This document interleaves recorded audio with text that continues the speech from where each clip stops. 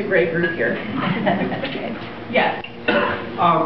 Recently, I've become more aware of a movement that's been progressively getting stronger and stronger over the past 20 years in regards to sustainability and sustainability initiatives throughout the country, and it becomes sort of derivative of a program called UN Agenda 21, and I'd like to just throw it out there and see what you can find out about it and how it might be able to be fought here in our state as well as your job down in Washington. And it's pretty scary stuff when you start to investigate it. It's bipartisan.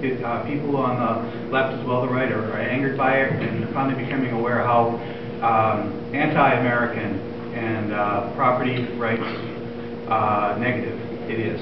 And I appreciate your attention to that issue. Absolutely. I will certainly take a look at that much more closely. I've had several people mention it to me. So in fact, I had someone mention it to me at the rally I was at with Governor Romney on Friday, so I'm going to look into it further. I think the UN, just to put the UN in perspective, it's a completely ineffective organization. We found that out.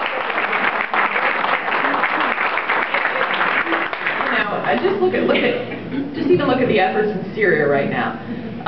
You know, the Kofi Annan plan is just, nobody takes the UN seriously, and then you've got the UN with a portion of the UN, the Human Rights Council, that actually issues, you know, it's ironic who's on the Human Rights Council, of course, some of the worst human rights violators in the world, but then they issue reports that are just false. About, for example, they've issued the Goldstone report that was inaccurate about Israel.